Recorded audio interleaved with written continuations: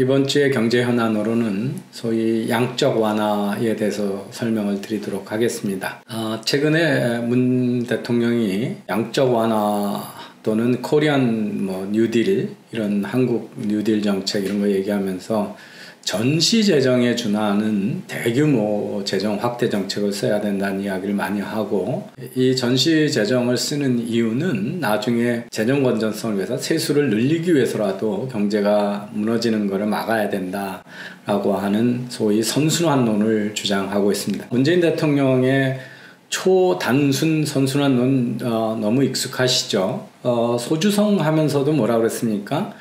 급여 올려주면 소비가 늘고, 소비가 늘면 기업이 잘 되니까 투자를 더 하게 되고 생산성이 늘어나게 되고, 그러면 다시 급여를 올려주게 되고, 그래서 마치 무한동력 장치와 같은 단순 선순환 논리를 제시하면서 감행했던 무모한 실험이 소주성이었고, 결과는 여러분이 잘 아시다시피 지금 코로나 바이러스에 덮여서 그렇지만 대참패, 예고된 참사를 빚었습니다. 과연 이 양적 완화가 문재인 대통령이 얘기하는 나중에 세수를 걷고 경제를 살리기 위한 선순환으로 되는 정책인지에 대해서 한번 오늘 따져보도록 하겠습니다. 보시는 만화는 중환자실에 놓여있는 미국 경제를 지금 연방준비은행에서 심폐소생술을 하면서 양적 완화가 너를 지금 이제 죽음으로부터 살리겠다 그래가지고 6천억 불의 거대한 양적 완화를 시행하는 모습을 보여주고 있습니다. 양적 완화 또는 퀀티티티브 이징, QE라고 많이 하는데요. 논리는 간단합니다. 은행이나 이제 미국의 금융기관들이 회사들한테 융자를 주거나 대출을 해주거나, 또 회사에 회사채 같은 게 대출을 해주는 것도 마찬가지인데, 회사채를 산다는 게 결국 대출해주는 거니까요.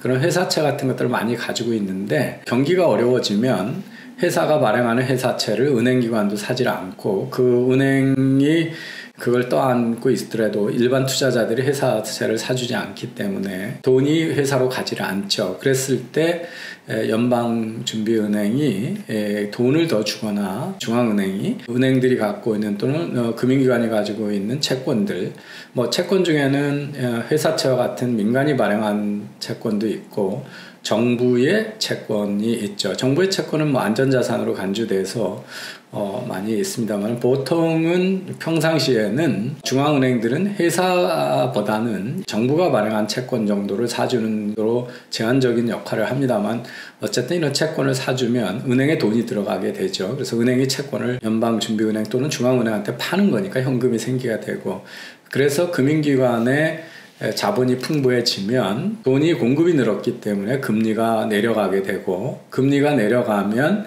이제 네 번째, 기업들은 금리가 내려갔기 때문에 융자를 더 많이 받거나, 개인들도 싼 이자를 받아서 집을 사거나 소비 활동을 하게 되고, 요트를 사거나 자동차를 사게 되고, 그러면 집을 사고 자동차를 사고 요트를 사고, 그렇게 되면 다시 기업들이 매출이 늘게 되고, 그렇게 되면 부동산 개발도 하게 되고 공장도 새로 짓게 되고, 그래서 일자리가 생기게 되고, 일자리가 생기게 되면 결국 경제가 활성화되지 않겠냐. 그래서 금융기관에 돈이 부족해서 경제가 굉장히 어려워진 지경에 긴급하게 돈의 공급을 늘리는 것을 우리가 양적 완화라고 합니다. 지금 그 논리가 문재인 대통령이 얘기하는 양적 완화에 의한 또는 전시 재정에 의한 선순환론하고 비슷합니다. 우리나라의 중앙은행에 의한 양적 완화보다도 이 정부가 무엇을 많이 하려고 그러니까 대공황 때 뉴딜 정책, 루즈벨트 대통령의 뉴딜 정책처럼 재정 확대를, 정부에 의한 재정 확대에 중점이 되어 있습니다만은 양적 완화하고 크게 다르지 않은, 또는 그걸 병행하겠다는 의도를 내보이고 있는 겁니다. 그러면 이 양적 완화가 본격적인 중앙은행의 정책 수단으로 도입된 것은 아무래도 2008년서부터 시작된 전 세계적인 금융위기, 오른쪽에 보시면 연준, 우리로 얘기하면 중앙은행이 금융기관으로부터 많은, 또는 정부, 연방정부, 지방정부로부터 많은 채권들을 사주니까, 그 사준다는 것은 결국 중앙은행이 돈을 찍어냈다는 얘기죠. 그래서 중앙은행이 돈을 찍어냈고, 대신 회사채나 국채를 갖게 되니까 중앙은행의 재무제표에는 채권이 많이 쌓이게 되죠. 그래서 중앙은행의 그 재무제표상에 그 자산이 얼마나 늘어나느냐 그걸 보시면 놀랍게도 2008년 6월 1일 정도에는 1 트릴리온 달러였던 것이 2015년에 4.5 트릴리온 달러로 무려 4.5배가 단기간에 증가한 걸 볼 수 있습니다. 그래서 6년 안에 이렇게 한 4.5배의 막대한 채권을 중앙은행, 미국은 연방준비은행이 인수한 게 양적 완화라고 보시면 되고요. 그 양적 완화하는 동안에 금리는 그 중앙은행의 금리는 보시다시피 급격히 낮아져 가지고 2009년서부터 2016년까지만 해도 금리를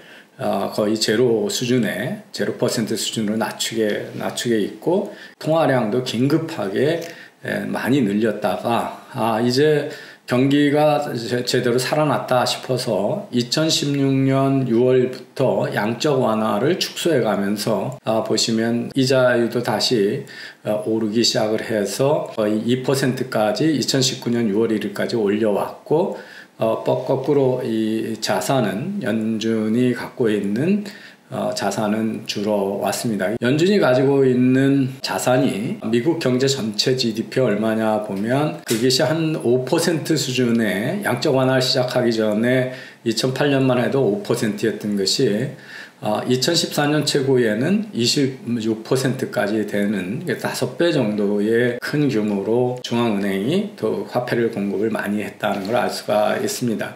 그러다가 이제 2020년에 들어서 사태가 터졌고 그 양적 완화를 축소해 가면서 통화량을 줄이고 금리를 올리던 경제의 과열화를 막겠다고 하는 것이 갑자기 지금 다시 역전이 돼버린 겁니다. 그래서 연방준비은행이 역사적으로 보면 2008년서부터 보면 4번의 정도의 양적 완화에 대한 발표가 있었습니다. 그래서 여기 그래프에 보시는 것처럼 2009년에 양적 완화 첫 번째 단계 QE1은 연방정부가 미국의 그 당시에 이제 모기지 소위 주택 담보대출이죠.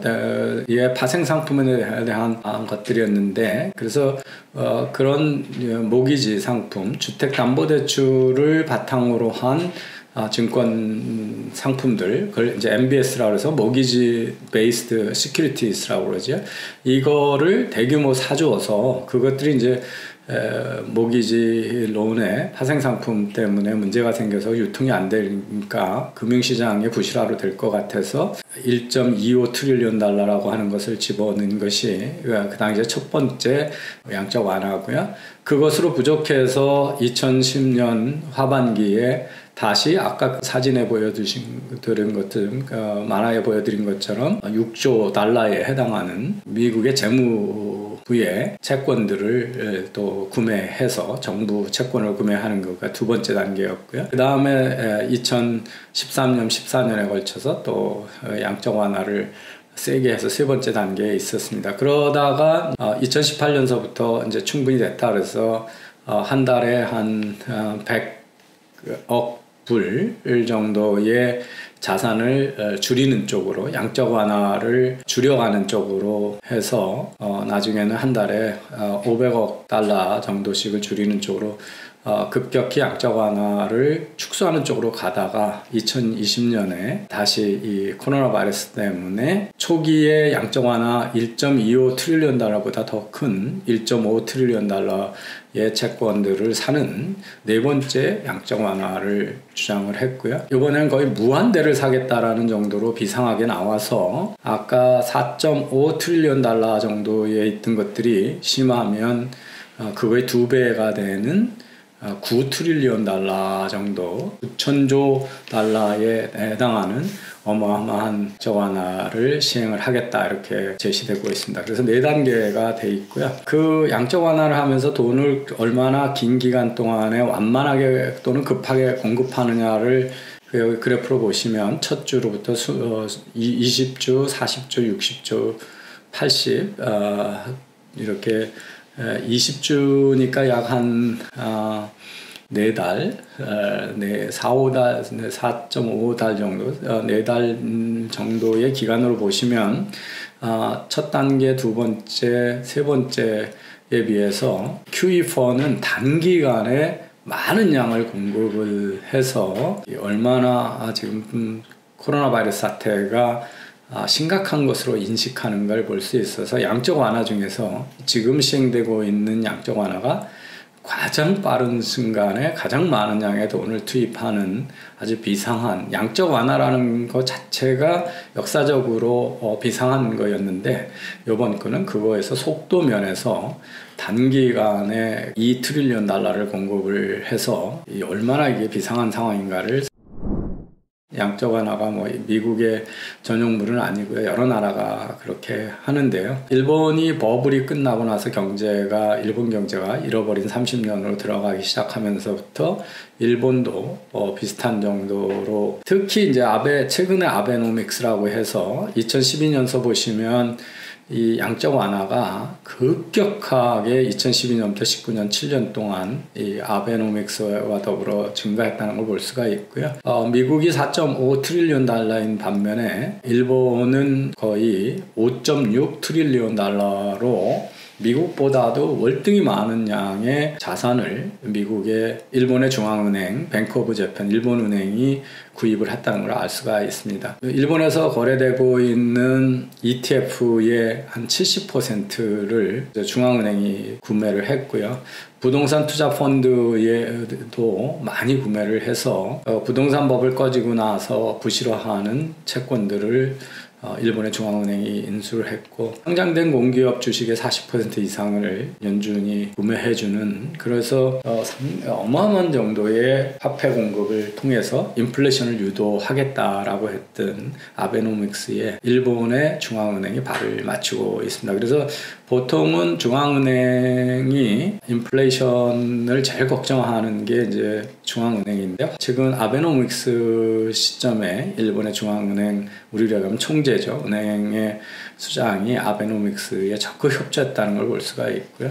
그래서 일본의 양적 완화가 어마어마한 규모였다는 것은 미국보다도 훨씬 높았다. 절대 금액에서도 높았다는 거고요. 아까 미국이 한 25% 정도가 GDP의 25%인데 반면에 일본은 100%까지 올라가 있어서 일본의 양적 완화가 얼마나 큰가를 볼 수가 있고요. 아까 보여드렸듯이 부동산 펀드라든지 주식시장에 거래되는 ETF 같은 펀드들을 많이 함으로써 특히 미국의 연준보다도 일본은행이 갖고 있는 것들이 상당히 위험한 자산을 많이 가지고 있어서 있다는 것도 알 수가 있습니다. 그래서 일본의 양적 완화는 미국에 비해서도 압도적으로 큰 상태다 하는 거고요. 주황색이 이제 일본의 중앙은행의 기준금리인데 보시면 2015년서부터 일본의 기준금리가 마이너스로 떨어져 있다는 걸 알 수가 있습니다. 그래서 이미 이 바이러스 사태 오기 전에 일본은 한 4년 가까이 마이너스 금리로 내려가 있는 나라라고 하는 걸 알 수가 있습니다. 영국도 비슷한데요. 보시면 다 2009년을 기점으로 계속 올라가서 4 트릴리언 달러의 자산을 중앙은행이 갖게 됐고요. 이 또한 GDP의 한 20%에서 23%까지 올라가 있으니까 GDP 규모 대비로는 영국의 양적 완화가 미국하고 비슷하다는 걸 볼 수가 있습니다. 그래서 금융위기 이전에는 한 0.5%였던 것이 지금 GDP의 23%까지 올라갔으니까 한 46배가 올라간 거죠. 그래서 어마어마한 규모로 올라가 있고 거꾸로 이제 기준금리도 지금 0.5% 수준에서 그 글로벌 금융위 이후로 계속 낮게 유지하다가 2018년 말서부터 조금씩 금리를 올리다가 다시 바이러스 사태가 났어서 이 양적 완화를 축소하려고 했던 그런 시도가 지금 무산되고 있는 상황이다 이런 걸 아실 수가 있습니다. 이런 선진국들이 공이 지금 금융위기가 시작한 2008년서부터 2020년이 지금이 되는 한 12년간의 양적 완화가 어마어마한 정도로 전 세계에 돈이 많이 풀렸다는 걸 알 수가 있습니다. 영국을 제외한 이유도 미국 수준의 한 4.5 트릴리언 달러의 양적 완화로 지금 와서 그 규모나 패턴이 미국하고 크게 다르지 않게 2008년서부터 EU 전체가 양적 완화를 많이 하게 됐고 이것도 미국보다 한 2배 가까이 되는 양입니다. GDP 규모로 보면. 그래서 유럽은행 ECB가 가지고 있는 자산의 규모가 전체 그 해당 국가의 GDP의 40% 정도가 되니까 상당히 0.5% 금융위기 시작을 해서 40%까지니까 거의 80배 규모로 GDP 대비로 보면 됐고요. 여기서도 일본과 비슷하게 일본보다 조금 앞서서 보시면 노란색이 ECB의 기준금리인데 이미 2014년서부터 마이너스 금리로 가 있다는 걸 알 수가 있습니다. 그래서 일본이나 유럽 전체가 상당히 약한 경제가 최근까지 지속돼 있고 왔다는 걸 알 수가 있습니다. 각 나라 은행이 코로나 바이러스 상태에서 했던 대응 정책들은 많이 다릅니다. 그래서 하나는 통화 정책으로 보면 금리 인하를 한 나라들이 있죠. 우리나라도 금리 인하를 했고 대부분의 나라가 금리를 인하했습니다. 그래서 대부분은 아니고 노르웨이, 영국, 캐나다, 미국, 호주, 홍콩, 그리고 우리나라, 그리고 개발도상국의 모든 나라가 금리 인하를 했고요. 그 다음에 통화 공급을 늘려서 금융회사들한테 통화량을 늘리는 정책은 모든 은행들이 다 시행한 거고요. 그 다음에 이제 우리가 외국하고 스왑을 하는 거, 미국하고 뭐 하면서 우리나라가 통화 수합하면서 뉴스가 많이 됐었죠. 그래서 그런 것들이 유럽 국가들이 다 했고 우리나라, 일본, 싱가포르 이런 나라가 다 이 통화 수합을 하게 됐고요. 그 다음에 이제 아까 양적 완화, 자산을 사들이는 거를 우리나라가 이제 여기 도표는 안 하는 거로 되어 있는데 최근 일반 사기업의 채권도 사겠다라고 발표했기 때문에 다 했다는 걸 볼 수가 있습니다. 그래서 미국 쪽하고 유럽이 되게 활발하고 우리나라도 그 정책들의 통화 정책은 거의 대부분을 지금 감행을 했다는 걸 볼 수가 있습니다. 개도국은 환율에 직접 개입하는 외환시장의 개입과 같은 글로벌 자금 흐름을 봉쇄하고 이런 게 있는데 우리는 이미 그 글로벌 금융의 개방적인 금융을 채택하고 있기 때문에 선진국에서는 잘 안 하는 거고요. 개도국에서는 환율 조작을 하게 되죠. 그래서 브라질이나 인도네시아, 멕시코, 러시아, 터키 등이 이제 그런 환율 조작에 들어가 있습니다. 그 다음에 이제 은행에 대한 규제를 통해서 통화 공급력을 높이는 건데요. 은행이 보유해야 되는 준비금이라든지 위험을 평가해서 쌓아야 되는 뭐 그런 거라든지 통화 공급을 해준다든지 그다음에 대출의 조건을 완화해서 대출을 쉽게 해준다든지 이런 금융 관련 정책은 우리나라는 지금까지 중앙은행이 취한 정책이 거의 없고요. 미국이나 유럽 국가들은 이런 정책을 많이 쓰고 있습니다. 정부가 중소기업의 대출을 보증해주는 제도라든지 어려운 기업들이 채무 상환을 유예해 준다든지 하는 정책들도 대부분 취하고 있고 우리나라도 그 정책을 쓰고 있습니다. 그래서 각국 은행들이 쓰는 정책이 조금씩은 차이가 있는데 보시면 가장 이제 그런 변화를 안 하고 있는 나라가 홍콩하고 싱가포르입니다. 여기가 이제 가장 개방적인 자유시장 경제의 금융시장이 발달해 있기 때문에 정부가 인위적으로 그리고 국내보다는 이런 나라들은 전 세계 금융을 담당하고 있기 때문에 이런 국내 경제를 살리겠다는 다양한 정책들을 잘 쓰지 않는 경향이 있습니다. 그래서 그것 빼놓고는 다들 비상한 상황을 하고 있고요. 코로나 사태 이후에 금리를 얼마나 기준금리를 낮췄느냐 보면 터키가 가장 많이 해서 2% 낮췄고요. 캐나다, 미국, 노르웨이, 멕시코가 1.5%를 낮추고 우리는 0.5%를 낮춰서 우리가 금리 인하의 폭이 적은 나라에 속하지만 우리 금리 자체가 워낙 높지 않았기 때문에 이런 현상을 볼 수가 있습니다. 아까 이제 이미 말씀을 드렸는데 EU가 2014년서부터 이미 마이너스 금리로 돼 있고 일본도 그렇기 때문에 여기서 더 이상 금리 인하를 할 수가 없는 나라들이 있다. 있다. 즉 경기가 장기간 불황이 되면 금리를 자꾸 낮추다 보면 거의 제로금리나 마이너스 금리가 되면 중앙은행이 할 수 있는 통화를 늘리는 정책하고 금리를 낮추고 올리는 금리 정책이 있는데 금리 정책이 더 이상의 정책 수단이 될 수가 없는 거죠.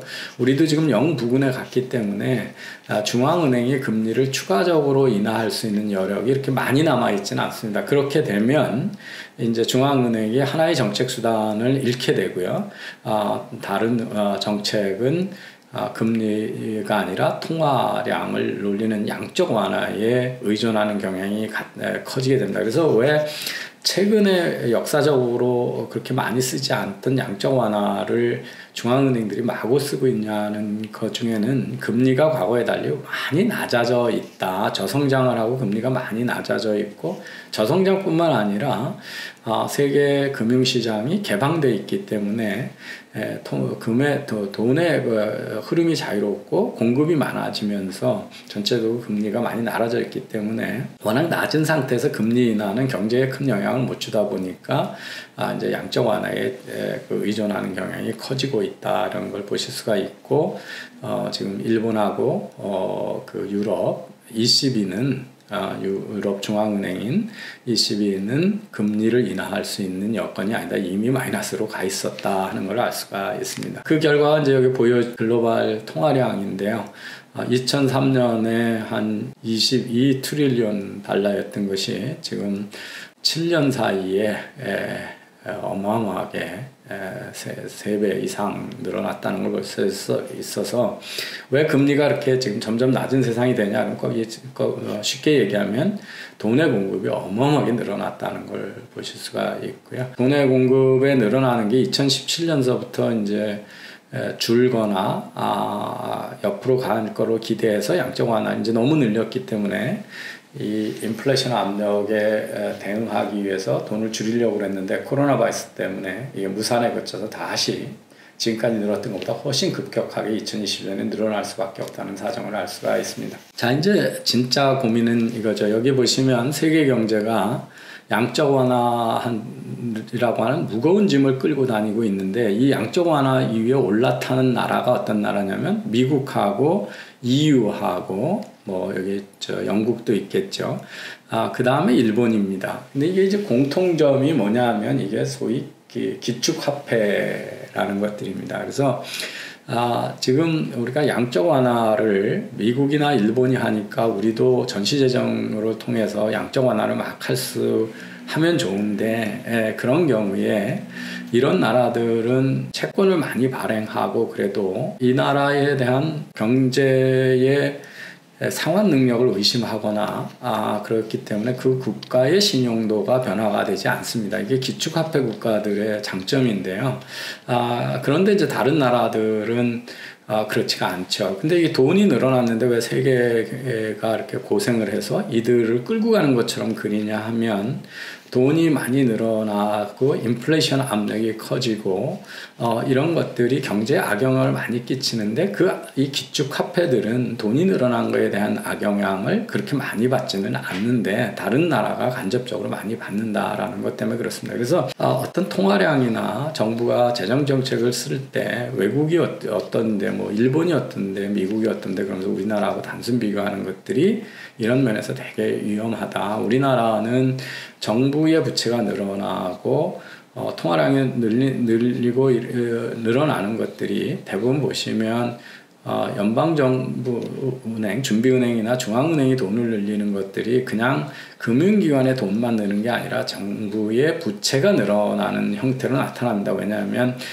돈만 늘리는 게 아니라 재정을 확대하게 되고 그러면 이제 금리가 낮아지고 불경기가 계속되는 한 세수도 줄어들고 그러면서 정부의 재정의 건전성이 의심이 되고 그러면 이제 외국에서 돈을 빌리는데 더 비싼 이자로 빌려야 되고 이런데 이런 나라들은 그런 위험에 대한 국가 리스크라고 하는 것들의 신용평가에서 반영이 잘 안 되는 기축화폐 국가들이기 때문에 이런 나라들은 양적 완화의 혜택을 보는 반면에 그 비용을 지불하는 면에서 기축화폐가 아닌 나라들하고 큰 차이가 있기 때문에 이런 비대칭적인 효과가 나타난다는 겁니다. 영국은 상당히 큰 경제인데요. 영국 은행의 뱅크 오브 잉글랜드가 2016년에 낸 이 양적 완화에 관한 논문 QE The Story So Far라고 하는 과인데요. 여기에 이제 놀라운 연구 결과가 있습니다. 영국 자체도 미국만큼 양적 완화를 많이 했다라고 돼 있는데 경제학적으로 분석해 보니 영국 경제의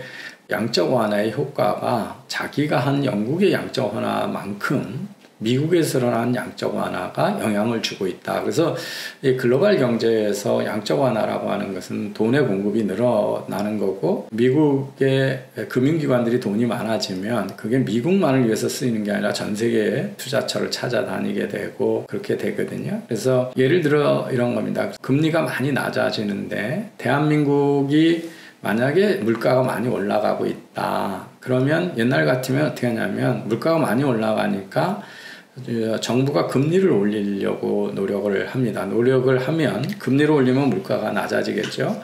경제 활동이 축소되고. 그런데 문제는 우리 금리가 미국 금리보다 월등히 높으면 미국의 금융기관들이 한국으로 돈을 보낸다는 거죠. 그리고 투자를 하게 되죠. 그러면 자기네 미국에서 금리는 0% 가까운데 한국 금리가 4%라 그러면 한머니가 몰려 들어오게 되죠. 그래서 그렇게 되면 금리를 높였을 때는 우리나라의 통화량을 줄여서 물가를 잡겠다 그런 건데 금리를 높였더니 되려 외환이 더 많이 몰려 들어오게 되니까 우리나라의 경제 금리를 높이지 않거나 높인 효과가 안 나타나게 되는 거죠. 그래서 이 경제 세계 금융이 하나로 묶여 있기 때문에 이 미국의 양적 완화라고 하는 것이 그냥 미국의 경제만 영향을 미치는 게 아니라 전 세계에 영향을 미치게 되고 일본의 양적 완화는 역시 한국에 영향을 미치게 돼서 이런 양적 완화가 그냥 어떤 한 나라의 중앙은행이 쓰는 정책이지만 특히 이제 개도국이나 경제가 기축화폐 경제가 아닌 나라들은 훨씬 많은 영향을 받게 되고 우리나라의 통화정책이나 재정정책을 쓰는데 제약을 많이 만들게 된다는 거죠. 그래서 인플레이션이 돼도 금리를 못 높이는 왜냐하면 한머니가 들어올 거고 또 금리를 너무 낮추면 우리나라가 경기가 불황이 되니까 그럼 마이너스 금리를 대자 그러면 급격히 한머니가 빠져나가게 되겠죠. 한국에서 이자 소득이 낮기 때문에 또는 투자 수익이 낮기 때문에 그래서 옛날에 생각했던 경제가 하나로 묶여 있을 때하고 정반대 현상이 외환 때문에 금리를 높이면 통화량이 줄고 금리를 낮추면 통화량이 는다는 거에 정반대 현상이 날 수 있다. 왜냐하면 상대적인 금리에 따라서 외환이 들어오고 나가고 이런 영향이 있다는 거죠. 이제 양적 완화를 비판하는 사람들은요. 이런 얘기를 합니다. 그래서 선순환을 믿고 시행을 했는데 연방은행이나 준비은행이나 중앙은행이 그 돈을 많이 은행에다가 보냅니다. 그러면 이제 이자율이 낮아질 걸 기대하는데요. 자기가 은행들이라는 게 대출이자라고 하는 게 뭐 기준금리는 낮출 수가 있겠죠. 중앙은행이. 그런데 기업이나 개인이 쓰는 실질금리는 기준금리가 내려간다고 반드시 내려가는 건 아닙니다. 왜냐하면 금리를 내릴 때는 경제가 나쁘다는 얘기를 한 거고 경제가 나쁘면 그 실제는 대출받은 사람이 사업이나 또는 일자리 사업에서 돈을 벌 확률이 낮아지고 벌어도 조금 벌게 되고 개인들은 회사가 잘못되면 일자리를 잃을 가능성이 있기 때문에 그 대출해 줄 때 위험이 커졌다라고 하는 그 반대의 작용을 하게 되죠. 그래서 금리가 내려가길 바랬는데 금리는 안 내려가고 되려 올라가는 경우가 발생을 하는 거죠. 기업들이 투자할 때를 못 찾는데 돈을 가지고 있으면 그걸 가지고 이제 부동산 같은 걸 사거나 주식을 사게 되고 실제 투자는 안 하고 그래서 자산 버블이 생기게 되는 거죠. 자산 버블이 생기고 경제활동에 투입이 되지 않으니까 일자리를 만들지 못하고